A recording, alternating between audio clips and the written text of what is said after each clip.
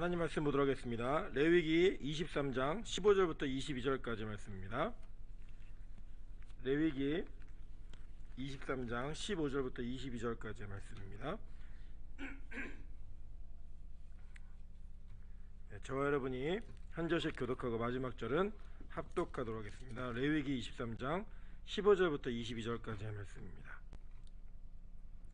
안식일 이튿날 곧 너희가 요제로 곡식단을 가져온 날부터 세어서 7 안식일의 수요를 채우고 7 안식일 이튿날까지 합하여 50일을 계수하여 새 소재를 여호와께 드리되 너희의 처소에서 10분의 2 에바로 만든 떡 2개를 가져다 흔들지니 이는 구운 가루에 누룩을 넣어서 구운 것이요 이는 첫 요제로 여호와께 드리는 것이며 너희는 또 이 떡과 함께 1년 된 흠없는 어린 양 7마리와 어린 숫소 1마리와 순양 2마리를 드리되 이것들을 그 소재와 그 전제제물과 함께 여호와께 드려서 번제로 삼을지니 이는 화제라 여호와께 향기로운 냄새며 또 수염소 하나로 속죄제를 드리며 1년 된 어린 수양 2마리를 화목제물로 드릴 것이요 제사장은 그 첫 이삭의 떡과 함께 그 2마리 어린 양을 여호와 앞에 흔들어서 요제를 삼을 것이요 이것들은 여호와께 드리는 성물이니 제사장에게 돌릴 것이며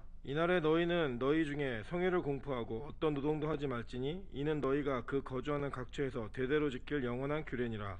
너희 땅에 곡물을 벨 때에 밭 모퉁이까지 다 베지 말며 떨어진 것을 줍지 말고 그것을 가난한 자와 거류민을 위하여 남겨두라. 나는 너희의 하나님 여호와이니라. 아멘. 네, 오늘은 우리 옆 사람에게 이렇게 한번 인사하도록 하겠습니다. 졸지 맙시다. 네, 지금 시간이 참 졸려운 시간인데 집에서 예배 드리시다가 보면은 좀 이렇게 편한 포즈로 예배 드리시다 보면 잠이 옵니다. 그래서 예배 드리시는 그 포지션을 유지하시고 포즈를 유지하시고 같이 예배 가운데 동참하셨으면 좋겠습니다. 네, 오늘은 성경의 절기설교 5번째 시간입니다. 그 레위기 23장 15절부터 22절까지 말씀을 가지고 감사 감격 그리고 나눔이라는 제목으로 하나님의 말씀을 증거하도록 하겠습니다. 이 내용은 이제 77절에 관련된 내용인데 사실은 이 77절과 오순절은 이게 헷갈립니다. 왜냐하면 구약에서는 그 오순절에 대한 이야기가 정확하게 나오지 않고 있고요.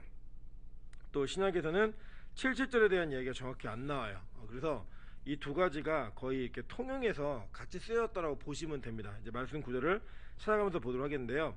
그 우리가 이 절기를 공부하는 이유는 다시 한번 설명을 드리면 이 골로새서에 보면 절기는 몸의 그림자, 즉 몸은 그리스도고 그리스도의 그림자라고 설명하고 있어요. 그러니까 이 절기 속에서 정확하게 절기를 이해하면 그림자의 실체이신 예수를 이해할 수가 있는 거예요. 즉 절기를 통해 나타난 예수 그리스도가 성취가 되어야지만 이 절기가 진짜 하나님의 말씀인 거예요. 예수 그리스도 역시 이 절기를 통해 어떤 내용들이 이루어진 것이 명확하게 드러나야지만 이 예수 그리스도가 정확하게 맞는 겁니다. 즉 이것은 뭐 어느 하나가 이제 뭐 그림자가 몸이 드러났으니까 그림자는 필요 없다 이게 아니라 그거는 지킬 필요가 없다는 거예요. 지킬 필요가 없는 거고 그 절기 속에 드러난 예수 그리스도가 어떤 분이신지를 이해하는 데 있어서는 반드시 필요한 내용입니다. 좀 어려우시더라도 계속 공부하다 보면 이 절기가 이런 의미가 있었구나라는 큰 깨달음과 함께 복음이 더 명확하게 보이는 은혜가 있을 거라고 생각을 하면서 오늘 70절의 말씀 좀 보도록 하겠습니다. 그러니까 다시 한번 정리를 할게요. 그래서 배운 절기가 6월절, 무교절, 초실절 그리고 오늘 77절이에요. 그죠? 자, 그 절기를 순서대로 보시면 6월절은 첫째 달 아비벌이었죠. 아비벌 첫째 달 14일 그 6월절이에요. 그리고 그 6월절부터 6월절 오후 3시부터 3시가 지나가면은 이제 해가 지니까 뭐죠? 하루가 지나가는 거잖아요. 유대인들은 그 해를 기준으로 지나간다 그랬잖아요. 하루가 지나가면 그때부터 7일 동안 무교절이에요. 그리고 그 무교절이 쭉 지내내는 동안 가운데 안식일이 낀 날이 있어요. 그죠? 왜냐면 일주일이니까 안식일은 토요일이니까 요일에 낀 날이 있을 거 아니에요. 그 안식 후 첫날을 초실절로 지켰어요. 그 초실절로 지키고 난 다음에 바로 그 초실절을 하루로 쳐서 첫 번째 나눠 쳐가지고 48일 동안 그러니까 앞으로 49일까지죠. 그러니까 초실절 하루로 치고 플러스 48일을 해서 전체 그 기간 동안을 77에 49일을 지키는 거예요. 그래서 그걸 77절이라고 얘기하는 거예요. 그리고 이 77절이 완성되면 그 다음 날이 바로 오순절인 겁니다. 이해되셨죠? 무슨 말인지? 그러니까 이 내용이 이제 나팔절은 공부할 때 배울게요. 그러니까 이 내용이 절기가 이스라엘의 절기가 어떻게 진행되고 있는가를 보여주고 있는 거예요. 그래서 이 7절하고 오순절은 거의 묶어서 보시면 됩니다. 이 7절이라고 하는 히브리어는 샤부옷이라고 하는 단어인데 이 단어의 뜻이 뭐냐면 주간들이란 뜻이에요. 그러니까 윅스, 영어로는 윅스, 한 주, 두 주, 그 주간들이 모여서 7.7절이라고 한글은 번역한 거예요. 그냥. 예, 그래서 이 샤부옷이라고 하는 이 절기가 있는데 이게 의미가 뭐냐면 신명기 16장 9절부터 12절입니다.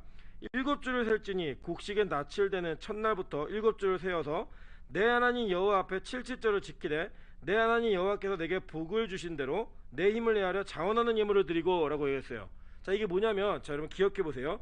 초실절은 전체 이스라엘 곡물 중에 가장 먼저 수확된 것을 제사장을 통해 요제로 하나님 앞에 드렸어요. 그죠?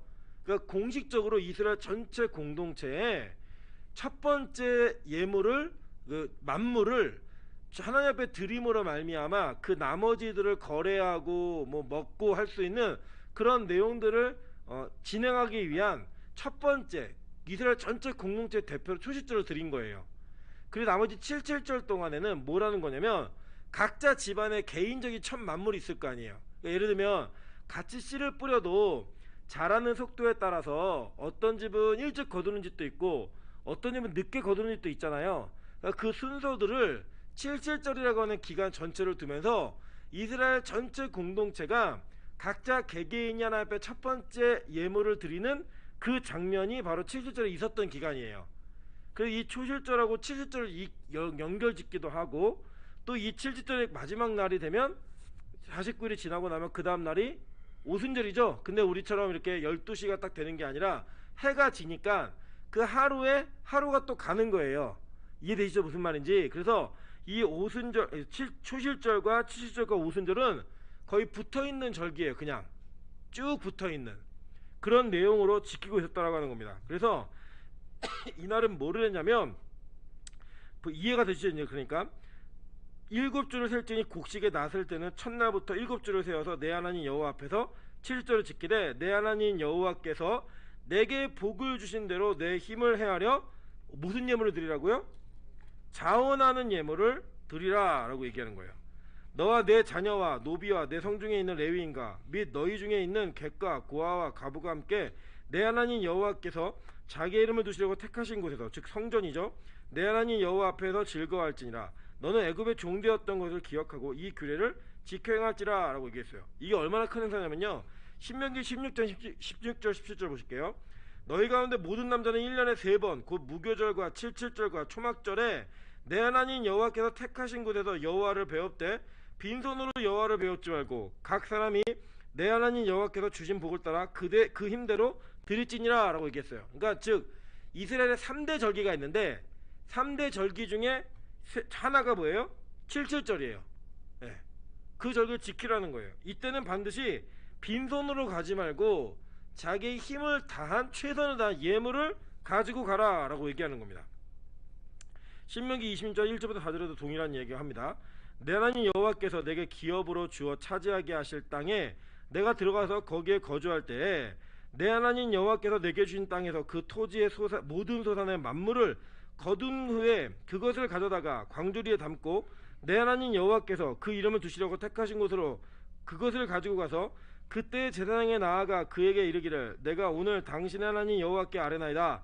내가 여호와께서 우리에게 주시겠다고 우리 조상들에게 맹세하신 땅에 이르렀나이다 할 것이요, 제사장은 내 손에서 그 광주리를 받아서 내 하나님 여호와의 제단 앞에 놓을 것이며 라고 얘기해요. 그러니까 즉 이날 이렇게 자기의 만물 첫 번째 거두었던 재물을 가지고 가는 거예요. 가가지고 그것을 광주리에 받아갖고 여호와의 제단 앞에 드리라 라고 얘기하고 있어요. 자, 출애굽기 34장 22절 여러분 다 같이 읽어볼까요? 자, 시작.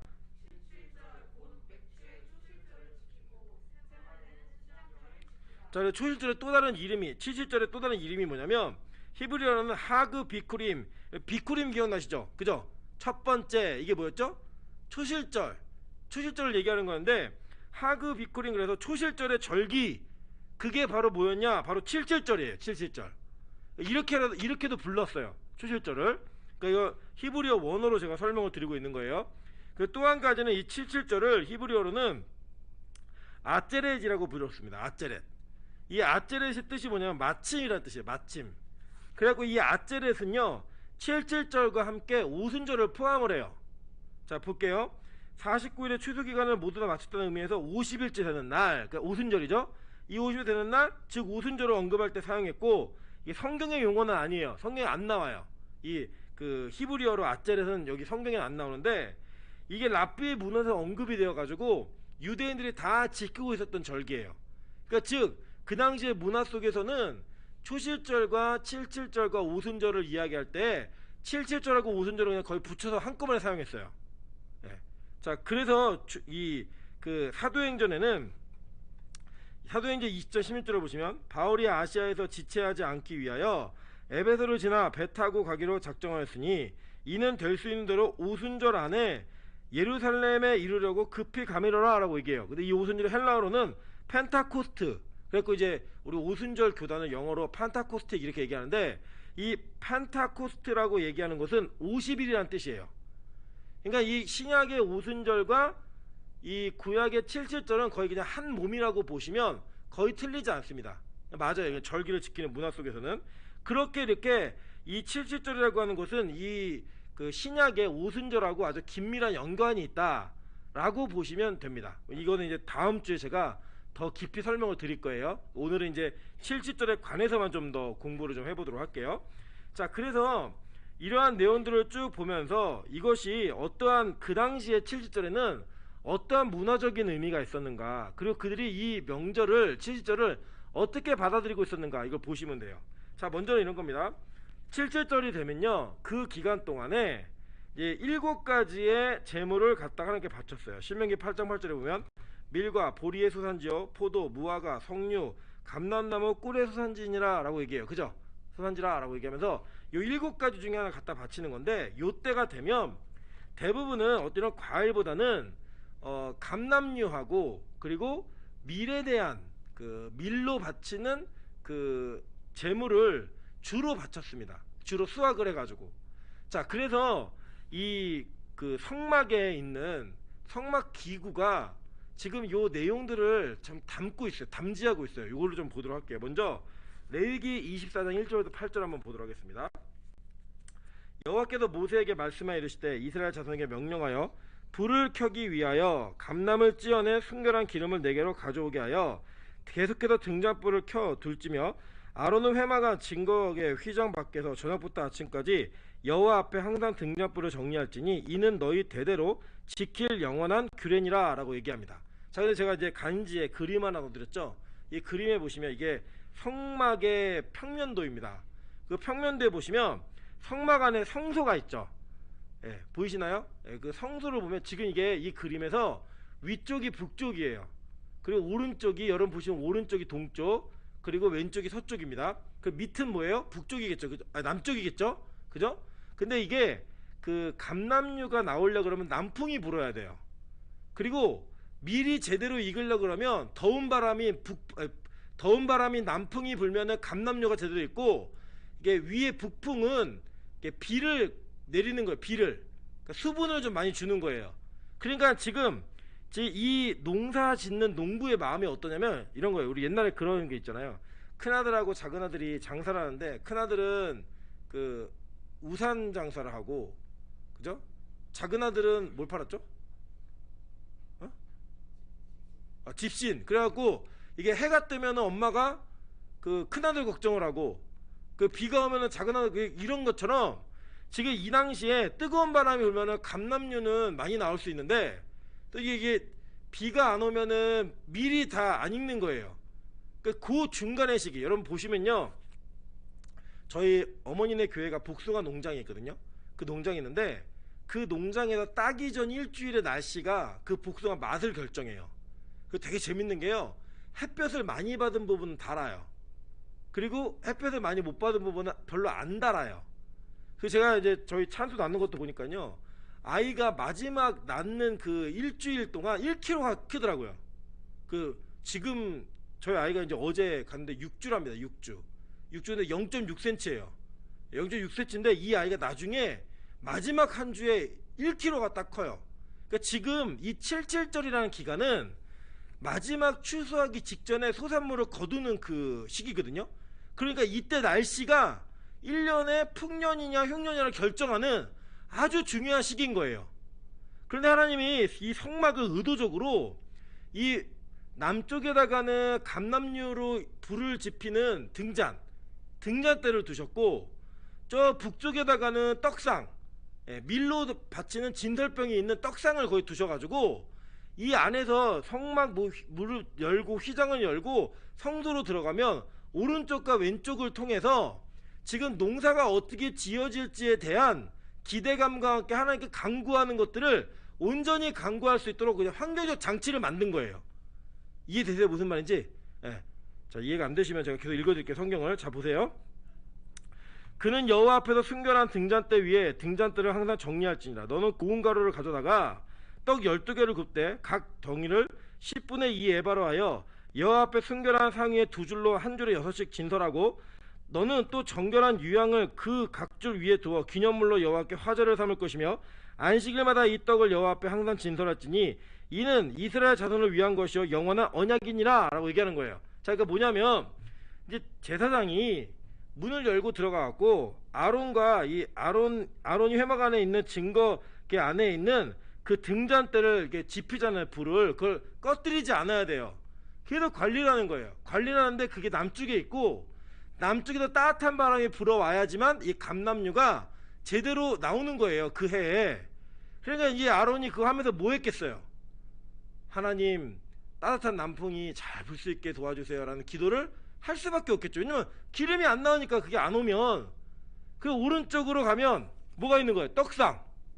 떡상이 있는데 그 떡상은 북쪽에서부터 비가 와야지만, 수분이 많은 비가 와야지만 이 밀 농사가 잘 짓는 거예요. 그러니까 그쪽을 바라보면서 떡상 준비하고 6개씩 두 줄로 세워갖고 준비하면서 무슨 기도를 했겠어요? 하나님, 비 좀 오게 해주세요, 이런 기도 했겠죠. 그죠? 그렇게 기도하는 모습이 하나님의 언약 속에서 지켜지겠다고 얘기하고 있는 거예요, 지금. 그러니까 이 기간은 어떤 기간이었냐면, 하나님 추수 좀 달리게 해주세요. 그러니까 이제 이 전통적으로 유대인들 농부들이 이때마다 49일을 오늘 하루 이틀 이렇게 세지 않았어요. 어떻게 됐냐면 하나님 48일 남았습니다, 47일 남았습니다, 거꾸로 됐어요. 왜냐하면 이제 그렇게 디데이가 지나가면서 그 안에 풍년이 되네 흉년이 되네 결정이 되니까 조마조마한 마음으로 기다리는 거예요. 그 시간을 보내는 거예요. 하나님, 내일은 비 와야 되는데, 하나님 내일은 쨍쨍해야 되는데, 따뜻한 바람을 불어야 되는데, 이걸 맨날 고민하는 거예요. 근데 하나님은 그 성막 안에 그것을 위해 기도하고 그것을 준비하는 대제사장을 중간에 둠으로써 이 내용을 영원한 언약 속에서 내가 너희를 지키겠다, 내가 너희의 먹고 사는 것을 해결해 주겠다라고 하는 하나님의 언약 속에서 이 문제를 풀어가시는 거예요. 이 77절에는 이 예배의 장소를 통해서도 하나님은 우리를 지키시고 우리를 보호하시겠다는 확실한 증거를 보여주고 있는 겁니다. 자, 근데 보세요. 이런 농부의 마음이 신약에 어떤 마음으로 이어지는가 한번 보도록 할게요. 히브리서 6장 11절 12절 보면은, 우리가 간절히 원하는 것은 너희 각 사람이 동일한 부지런함을 나타내어 끝까지 소망의 풍성함에 이르러 게으르지 아니하고 믿음과 오래 참음으로 말미암아 약속들을 기업으로 받는 자들을 본받는 자 되게 하려는 것이니라 라고 얘기해요. 그러니까 간절히 원하는 게 뭐냐면, 너희가 동일한 부지런함, 마지막까지 끝까지 부지런함을 나타내어서 소망의 풍성함에 이르러서 결국에는 게으르지 아니하고 믿음과 오래 참음으로 말미암아 약속들을 기업으로 받는 자들을 본받는 자가 되게 하려 하는 것이다 라고 얘기하는, 열매를 거두는 그날까지, 영적인 열매를 거두는 그날까지 포기하지 말아라 라고 격려하고 있는 거예요. 실제로 시편 126편 1절부터 6절에 보시면, 여호와께서 시온의 포로들을 돌려보내실 때에 우리는 꿈꾸는 것 같다도다. 그때는 우리의 입에 웃음이 가득하고 우리 혀에는 찬양이 가득 찼었다. 그때 문 나라 가운데에서 말하기를 여호와께서 그들을 위하여 큰일을 행하셨다 하였도다. 여호와께서 우리를 위하여 큰일을 행하셨으니 우리는 기쁘도다. 여호와여, 우리의 포로를 남방 시내들 같이 돌려보내소서. 눈물을 흘리며 씨를 뿌리는 자들은 기쁨으로 거두리로다. 울며 씨를 뿌리러 나가는 자들은 반드시 기쁨으로 그 곡식단을 가지고 돌아오리로다. 그러니까 이 농부의 마음이 어땠어요? 울면서 씨를 뿌리는 거예요. 울면서. 근데 그 울매던 씨를 뿌리고 나면 뭐로 거둔대요? 기쁨으로 곡식단을 가지고 돌아오는 그러한 장면으로서 그 지금의 수고가 나중에 아름다운 은혜의 감격과 감사로 거둬질 것이다라고 얘기하고 있는 거예요. 즉 이것은 구체적으로 얘기하지 않았지만 7절의 모습을 담지하고 있는 거예요. 이 내용 속에. 자, 즉 이건 뭘 얘기하는 거냐? 자, 보겠습니다. 야고보서 5장 7절부터 9절. 그러므로 형제들아, 주께서 강림하시기까지 길이 참으라. 보라, 농부가 땅에서 나는 귀한 열매를 바라고 길이 참아 이른 비와 늦은 비를 기다리나니 너희도 길이 참고 마음을 굳건하게 하라. 주의 강림이 가까우니라. 형제들아, 서로 원망하지 말라. 그리하여 심판을 면하리라. 보라, 심판주가 문 밖에 서 계시니라 라고 얘기해요. 그러니까 추수 때가 심판 때인데, 그 심판 때에 땅에서 농부가 땅에서 나는 귀한 열매를 바라고 길이 참고 기다리는 것처럼 너 이렇게 참으라는 거예요. 즉 저기서 누구를 열매를 보고 있는 거예요? 우리를 열매를 보고 있는 거예요.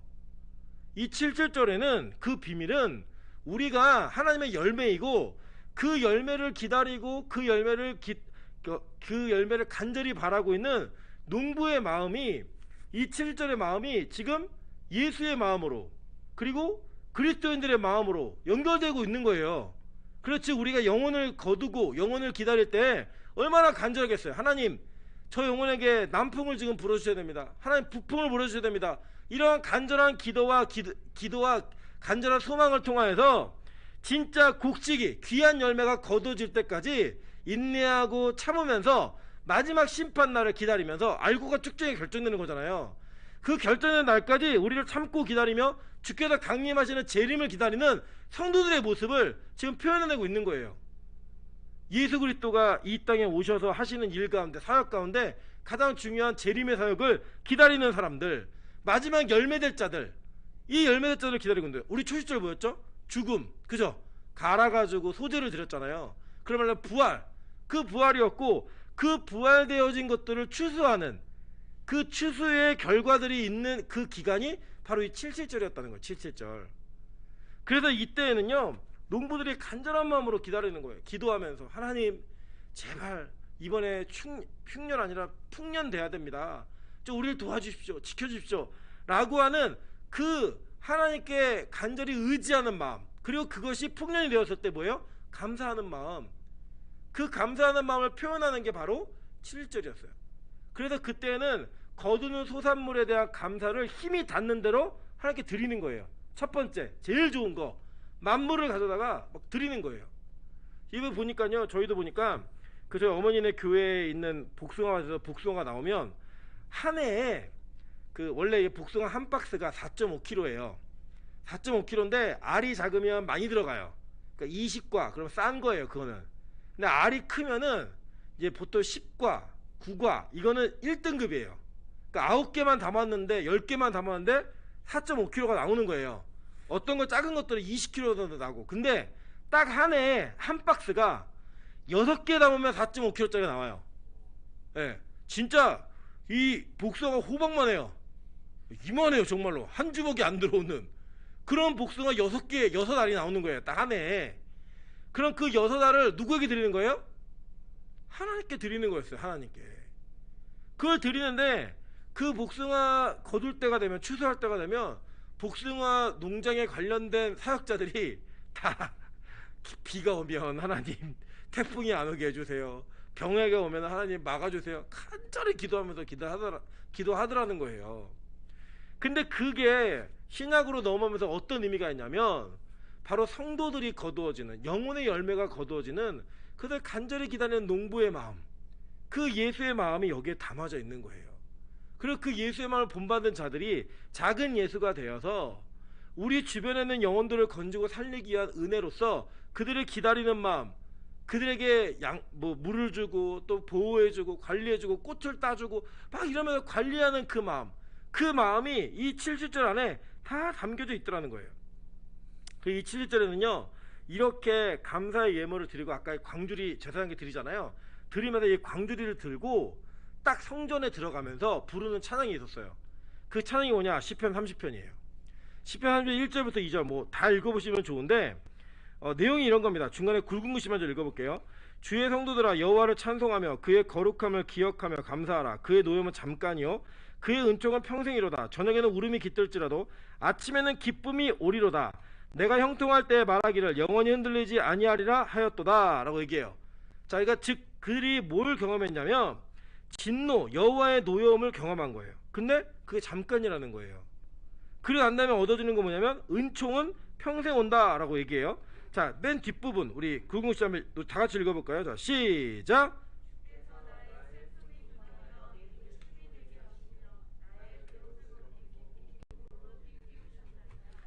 이는 잠잠하지 아니하고 내 영광으로 주를 찬송하게 하심이니 여호와 나의 하나님이여 내가 주께 영원히 감사하리이다 라고 얘기해요. 그러니까 이게 우리 이 찬이죠. 뭐 슬픔이 변하여 춤이 되게 하시리라 뭐 이런 어린이 찬이 있었잖아요. 그 찬양처럼 제 이 내용이 뭐냐면 슬픔, 고통, 눈물 뿌리며 흘렸던 씨가 기쁨으로 거두어지는 걸 바라보면서 그 감격의 소산물을 가지고 막 들어가는 거예요.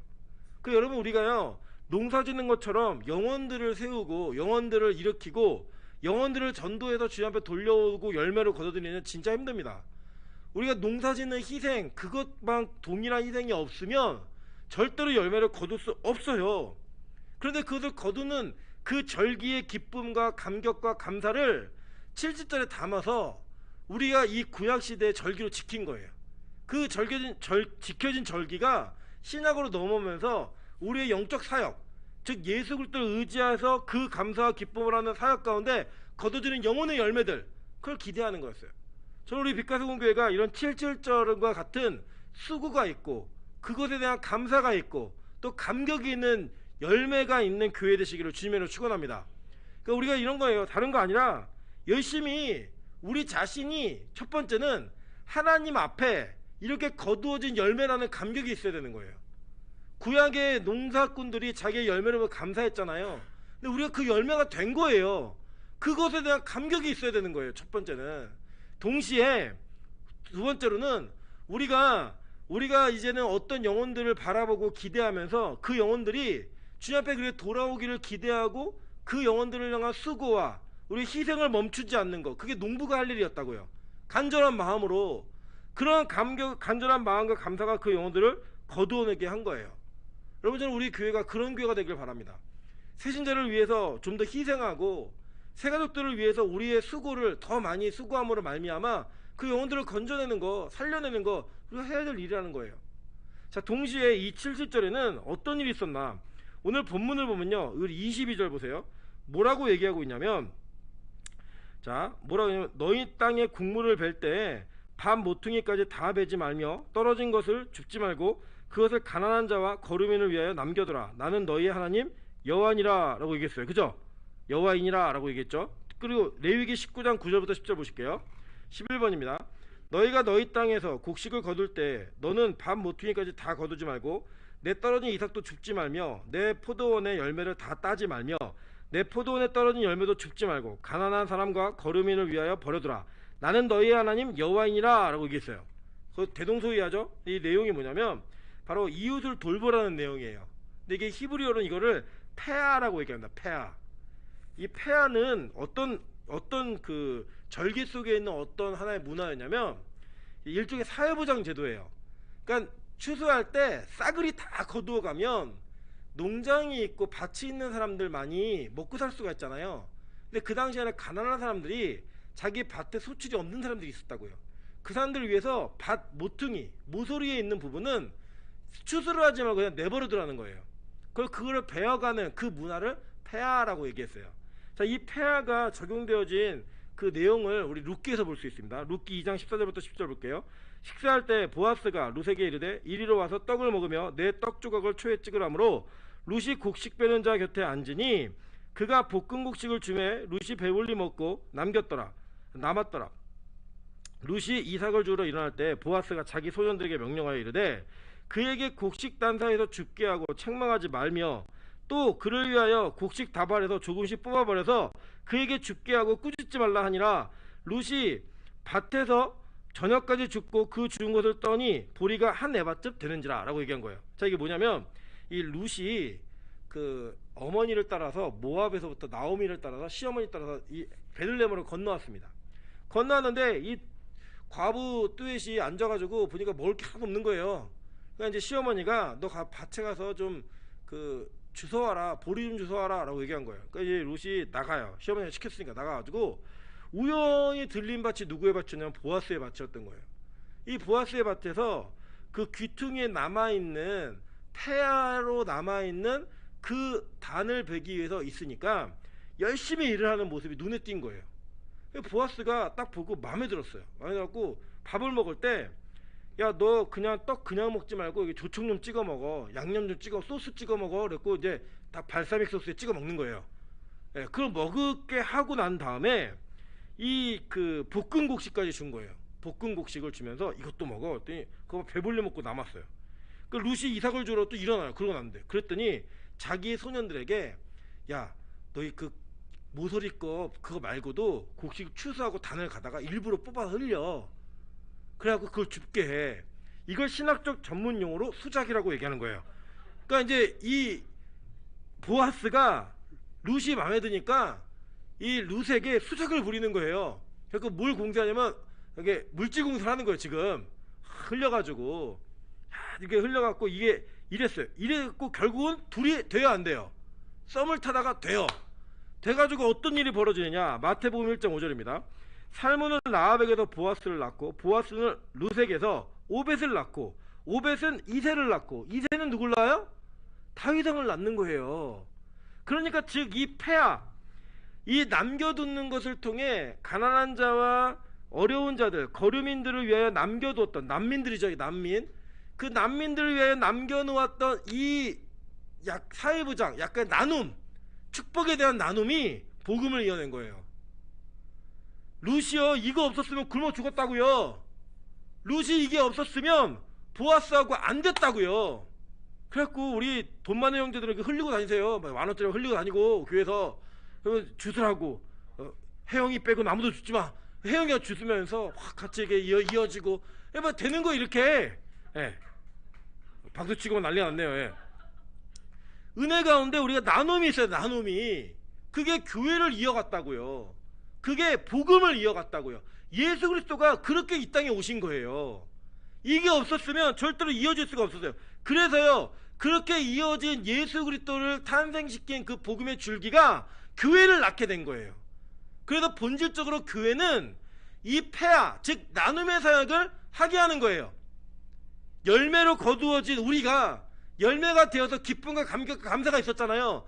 그것을 누구와 나누느냐? 우리 교제하는 성도들과 함께 나누는 그 문화가 교회 안에 자연스럽게 자리 잡는 거예요. 그래서 사도행전 보세요. 2장 43절부터 47절입니다. 사람마다 두려워하는데 사도들로 말미암아 기사와 표적이 많이 나타나니 믿는 사람이 다 함께 있어 모든 물건을 서로 통용하고 또 재산과 소유를 팔아 각 사람의 필요를 따라 나눠주며 날마다 마음을 같여 성전에 모이기를 힘쓰고 집에서 떡을 떼며 기쁨과 순전한 마음으로 음식을 먹고 하나님을 찬미하며 또 온 백성에게 칭송을 받으니 주께서 구원받는 사람을 날마다 더하게 하시니라. 아멘. 여러분, 교회는요 나눔이 있어야 돼요. 나눔이 있고 채워주는 그 채워줌이 있어야지만 하나님께서 주시는 그 은혜 가운데 많은 믿는 사람들이 더하게 하는 은혜들을 보게 하신다는 거예요. 여러분 잘 생각해 보세요. 여러분에게 돈이 예를 들어 100억이 있다고 치겠습니다. 100억이. 집에 현금으로 갖고 있으면 불안해요, 안 불안해요? 불안하시죠, 그죠? 예, 우리 없지만 상상만 해도 불안하잖아요, 그죠? 집에 10억이 있다. 어디 여기 예배를 드려요? 집에 빨리 집에서 무조건 온라인이지 우리는. 예, 절대 못 와요. 집 밖을 못 나가죠. 근데 그 100억을 우리가 은행에다 맡겨요. 맡기는데 여러분 어느 은행에 맡기시겠어요? 부실해가지고 언제 부도날지 모르는 은행에 맡길까요? 아니면은 제일 탄탄한 1금융권에다 맡길까요? 1금융권에 맡겨요. 그죠? 여러분 하나님 입장에서 한번 보실까요? 하나님의 영혼들이 있어요. 너무나 사랑하는 새끼들이에요. 그 영혼의 자식들을 어느 교회인가 맡겨야 돼요. 한국이든 뭐 미국이든 어느 교회 맡겨야 되는데 하나님의 입장에서 어떤 교회에게 맡기시겠어요? 빛과 소금. 할렐루야. 아멘. 역시 혜영자매가 곧 돈을 줍다가 시집을 갈 것 같아요. 누가 흘린 돈을 주고 시집 갈 것 같아요. 예, 믿음이 있네요. 예. 우리가요 하나님의 은혜 가운데 어떤 일이 있는 거냐면 정말로 건강한 교회, 나눔이 있는 교회에 하나님 영혼들을 맡기신다는 거예요. 여러분 이 나눔은요 단지 물질적인 부분도 되겠지만 이 영적인 부분과 함께 모든 부분을 다 통용하는 거예요. 우리는 교회 안에서도요 누가 더 잘 사냐 누가 더 잘 먹냐 이것을 가지고 서로 경쟁하고 서로 다툼을 합니다. 심지어는 어느 권사님이 뭘 헌물을 하면 자기도 그에 준하는 걸 해야 되고, 그러면서 서로 믿음의 경쟁을 하는 것이 아니라 과시의 경쟁을 하는 그런 경쟁. 그 심지어는요 교회들이요 이런 것들을 부추겨요. 제가 아는 어떤 교회는요 부교육자들에게 동일한 인원을 맡겨주고요 그 인원을 2배만 되면 사례비를 2배 줍니다. 영업사원이에요. 또 한 교회는요 교육자들을 매주마다 꼴찌가 누구인지를 정해가지고요 1층까지 뛰어갔다 오게 머리박게요. 진짜로요. 그리고 1년을 통틀어서 1년 내내 꼴찌한 사역장 잘려요. 그러니까 막 난리가 나는 거예요 서로. 심지어는 그 자기 옆에 있는 교구에 있는 사람들을 전도해요. 자기네 교구를 1교구에서 2교구를 전도해요. 그런데요 이 2교회가 다 우리나라에서 알아주는 대형 교회들이에요. 이게 현실이에요 현실.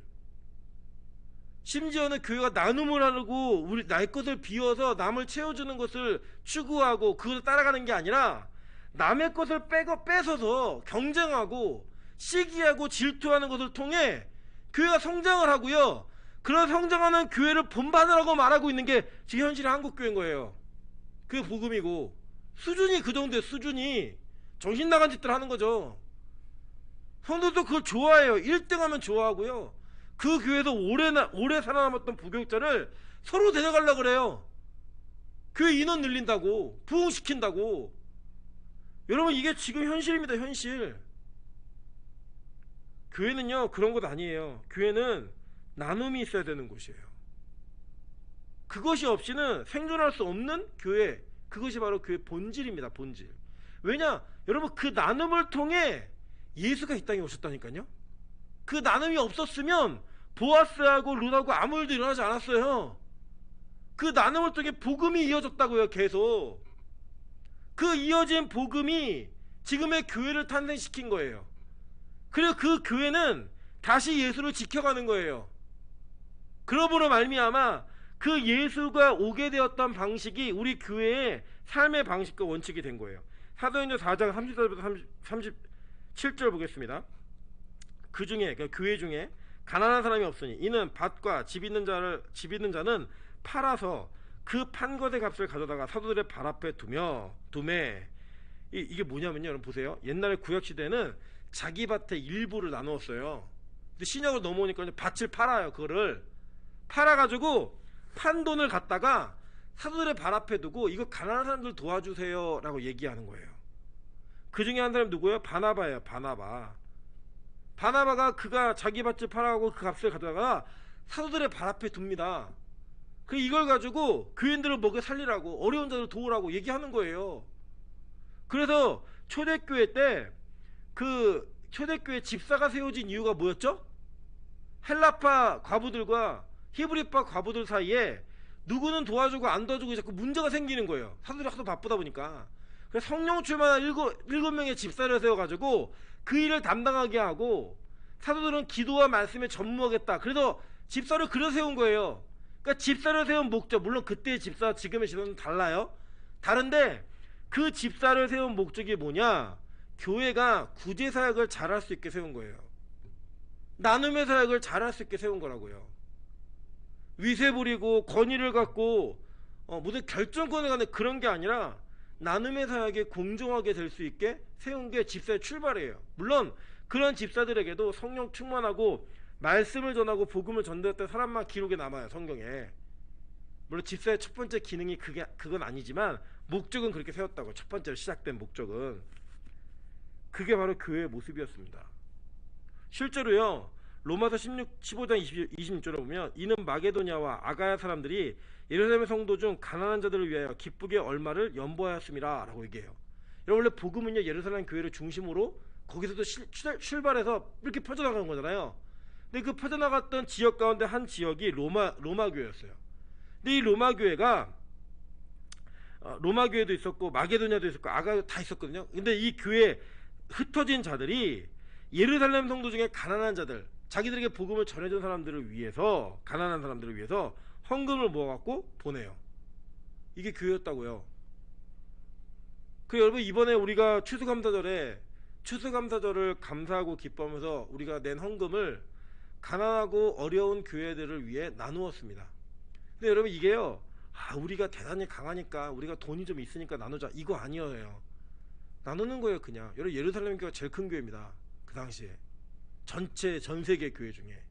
그래 작은 교회들이 이 큰 교회의 가난한 성도들을 위해서 돕기 위한 헌금을 한 거예요. 그게 진짜 교회의 모습이었다고요. 이런 걸 통해서 교회가 세워진 거예요. 고린도후서 8장 14절부터 15절 보세요. 이제 너희의 넉넉한 것으로 그들의 부족한 것을 보충함은 후에 그들의 넉넉한 것으로 너희의 부족한 것을 보충하여 균등하게 하려 함이라 라고 얘기합니다. 교회 안에 균등함, 여러분 지금은 꿈도 꿀 수 없는 거죠. 그죠?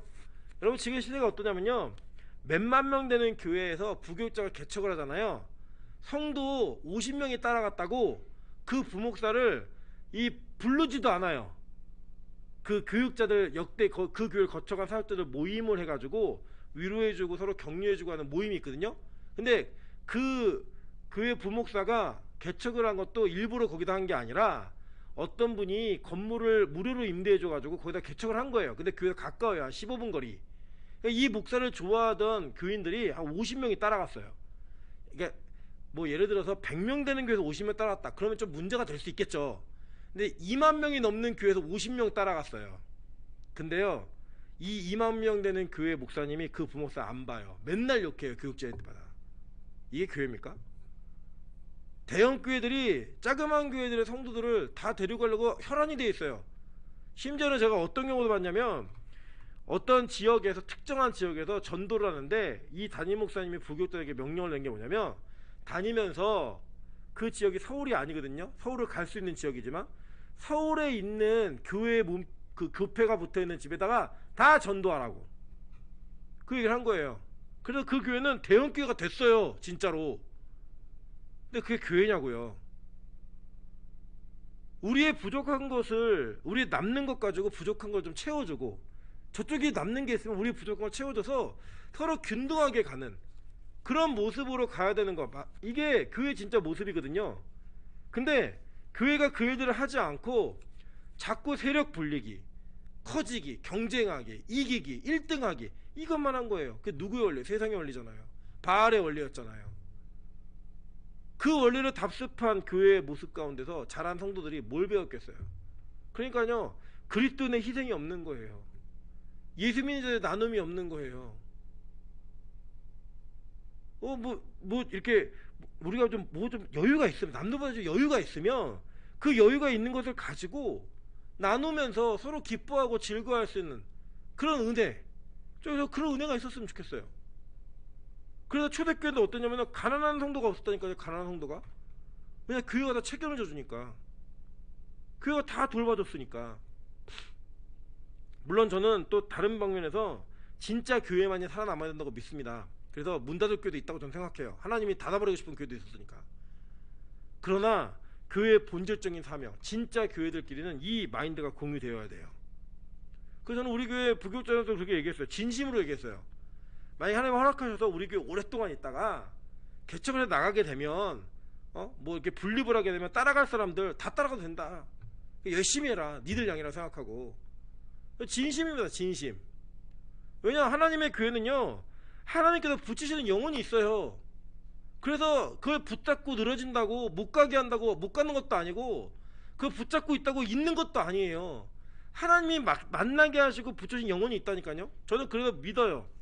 여러분이 저를 싫어하시든 좋아하시든 상관없이 하나님이 여러분을 저에게 붙이셨다고 전 믿어요. 아멘? 반대로 마찬가지로 여러분도 믿으세요. 여러분이 제가 싫어도 하나님이 저 목사를 나에게 붙여주셨구나. 송교가 지금 한숨을 크게 쉬었는데 저는 통곡을 하고 싶어요. 송교가 우리 교회에 있는 것 때문에. 통곡이 나옵니다. 눈물이 나오고, 주여 어떻게 이런 십자가를 저에게 주시나. 그러나 그걸 감당하는 거예요. 지고. 하나님 만나게 하셨으니까 어떻게 했어요? 만난 것도요, 여러분 어떻게 만났는지 아세요? 10년 만에, 제 결혼식도 안 왔어요. 10년 만에 짬뽕 얻어먹으러 왔다가 맛없는 짬뽕 얻어먹고 우리 교회 오게 된 거예요. 와, 그때 짬뽕 안 샀어야 되는데 그냥 저는 예의상 원래 그 모임의 멤버도 아니었어요. 예의상 원래 그때 온대요 또. 그래 왔다가 우리 교회 남은 거예요 그냥.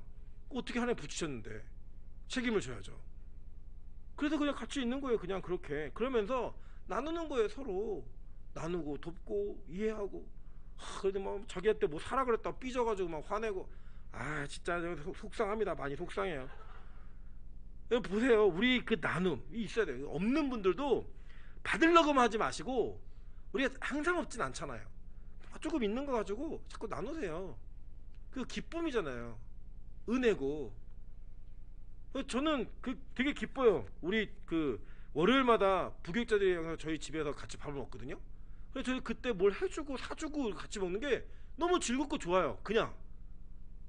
이제 물론 기도 많이 해주세요. 저희 아내가 돈을 더 많이 벌 수 있도록 기도해 주셔가지고 더 잘 먹게 해달라고 기도해 주세요. 마찬가지로 여러분 교회에서 같이 나눔이 있으면 좋겠어요. 나눔이.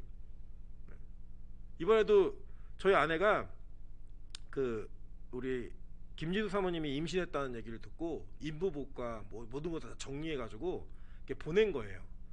보내고 난 지 일주일 만에 자기가 임신한 걸 안 거예요. 그러니까 이제 이게 애매해진 상황이 된 거예요. 그러니까 사모님은 다시 다 돌려줘야 되나, 저희 아내는 돌려달라고 말하기도 뭐하고 이게 애매하고, 그래서 둘이 합의를 본 게 반반 나눠 쓰기로 했대요. 얼마나 좋아요. 그러니까 반반 입다가 임무복 얼마 안 입으니까 입다가 또 실전 나면 둘이 또 다 바꾸면 되잖아요. 다른 스타일로 또 입어보자로 바꿔보고, 그건 물려주고 나눠주고 뭐 어렵지 않잖아요. 있는 거 그냥 나눌 수 있는 거, 그럼 나누는 게 복음이에요. 그게 마찬가지입니다. 여러분 좀 여유가 있으면 헌금 많이 하세요. 교회가 뭐 하겠어요 그거 가지고. 어려운 사람도 돕고 영혼들과 나눔이 있고 성교사님들도 더 많이 돕고. 그래서 우리 좀 선교헌금이 좀 늘어났으면 좋겠어요. 지금까지는 우리 선교헌금을 들어오는 것만큼 내보냈어요. 앞으로도 그럴 거예요. 근데 저는 들어오는 액수가 늘었으면 좋겠어요. 2021년에는 선교헌금이 늘어야 많이 내보낼 거 아니에요. 자꾸 그냥 많이 내보내자고만 하지 마시고 많이 내세요. 그럼 그거는 그냥 우리 교회를 거쳐서 나가는 돈으로 쓸 거니까, 선교 헌금을 딴 데 안 쓰고 내보내는 거로만 쓸 거니까 도울 분들 찾으면 되잖아요. 도울 분들. 이번에도 제가 추수감사절 때 이렇게 저희가 돕고 나서 목사님들의 답장을 보면서 참 기뻤습니다. 아, 이분들에게 되게 큰 위로가 되었구나, 되게 큰 힘이 되었구나. 여러분 나눠주면서도 기쁘지 않으셨어요? 그 문자 하나 보면서도 제일 많은 어떤 감격과 감동이 있지 않았습니까? 저는 그런 일이 더 비일비재하게 일어났으면 좋겠어요. 계속. 제가 저희 교회 권사님들과 뭐 집사님들 또 장로님들께 감사드리는 것은 우리 부교육자들을 알게 모르게 이렇게 챙겨주시는 그 챙겨주심이 되게 큰 힘이 돼요. 진짜. 원래 앞으로는 교회 재정이 더 늘어나고 교회가 여유가 있어지면 교회가 다 할 거예요. 지금은 교회가 그런 여유가 안 되니까 우리 권사님들이 도와주시고 때때마다 우리 청년들이 돕고 베푸는 것을 통해서 좀 봐요. 사실 원래 그러면 안 되는 건데 요새는 교회에서 제일 가난한 자들이 교육자들이잖아요. 그 가난한 자를 돕는 거예요. 나눠주는 거예요. 그러면 또 그들은 자신들이 있는 풍성함을 나누는 거예요. 우리 교회에서 가지고 있는 영적인 어떤 영성들, 체력들, 영적 노하우들 다 나누고 가는 거죠. 다. 이건 비밀이니까 뭐 도자기 굽습니까? 고려청자도 아니고 모든 비밀이 있어요. 다 나누고 공유하는 거죠. 그래서 우리 부교육자한테 간지 이런 거 다 내보내주잖아요. 다 쓰고 싶으면 다 쓰라고. 뭘 쓰지도 않겠지만 그거 다 내보내주면서 서로 공유하는 거예요. 나누는 거예요. 그게 물질이 되었던 물건이 되었던 뭐가 되었던 간에 저는 그런 은혜로 말미암아 교회가 진짜 교회다운 모습을 가졌으면 좋겠습니다. 고린도후서 9장 5절부터 7절에 이렇게 얘기합니다. 바울이 얘기해요. 그러므로 내가 이 형제들로 먼저 너희에게 가서 너희가 전에 약속한 연보를 미리 준비하게 하도록 권면하는 것이 필요한 줄로 생각하노니 이렇게 준비하여야, 그러니까 헌금 준비해서 해야 되는 거예요. 참 연보답고 억지가 아니니라. 이것이 곧 적게 심은 자는 적게 거두고 많이 심은 자는 많이 거둔다 하는 말이로다. 각각 그 마음에 정한 대로 할 것이요 인색함으로나 억지로 하지 말지니 하나님은 즐겨내는 자를 사랑하시느니라 라고 얘기해요. 제가 누누이 얘기 드리지만요, 믿음이 없는 분들은 제가 헌금 얘기를 하더라도 절대 불편해하지 마세요. 그냥 한 귀로 듣고 한 귀로 저건 나랑 상관없는 얘기야 라고 그냥 들으세요. 흘리세요 그냥. 근데 믿음이 있는 분들은 들으셔야 돼요. 전 부교육자 때는 부교육자도 그랬고요, 헌금 얘기를 얘기를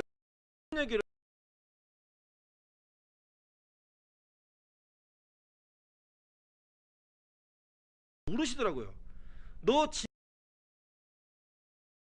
하는 것 때문에 네 체면, 네가 가지고 있는 신념 그거 무너뜨려야지.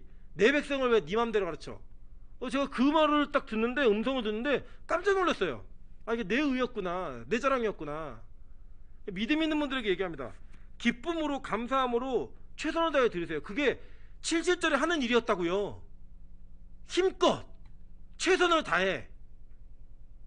그것을 통해서 하나님께 내 것이 모두 다 주의 것이라는 고백을 했어요. 모든 이들이. 그리고 7절은 이스라엘 3대 절기 중에 하나라니까요. 그 절기를 통해서 모든 백성이 나눔에 대한 준비를 하게 만드신 거예요. 그게 복음이었습니다. 그리고 그 나눔을 통하여서 이웃들이 나누는 것 통해 복음이 이어져 왔다고요. 복음이. 여러분, 진짜 우리가요, 진짜 믿음이 있어야 돼요. 그 믿음이 있는 자들만이 나눌 수가 있거든요. 오늘 성경이 이렇게 얘기합니다. 야고보서 2장 14절부터 17절 다 같이 읽습니다. 시작. 내 형제들아, 만일 사람이 믿음이 있노라 하고 행함이 없으면 무슨 유익이 있으리요? 그 믿음이 능히 자기를 구원하겠느냐? 만일 형제나 자매가 헐벗고 일용할 양식이 없는데 너희 중에 누구든지 그에게 이르되 평안히 가라, 덥게 하라, 배부르게 하라 하며 그 몸에 쓸 것을 주지 아니하면 무슨 유익이 있으리요? 이와 같이 행함이 없는 믿음은 그 자체가 죽은 것이니라. 여러분, 죽은 믿음 우리에게 없었으면 좋겠습니다. 시체 같은 믿음 없었으면 좋겠습니다. 나누십시오. 물질을 나누는 것은요, 여러분, 진짜 내가 하나님의 종이라는 것을 증명하는 것의 한 가지 일환입니다. 왜냐? 하나님이 뭐라고 말씀하셨죠? 하나님과 재물을 겸하여 섬길 수 없느니라. 두 가지 다 가질 수 없다는 거예요. 한 가지만 가져야 돼요. 하나님을 붙드세요. 여러분이 가지고 있는 것들 나누세요. 그 나눔으로 말미암아 내가 진짜 하나님의 백성임을 증명할 수 있는 진짜 믿음 있는 성도님들 되시기를 주님의 이름으로 축원합니다. 제가 찬양하겠습니다. 제가 이 찬양을 잘 몰라요. 우리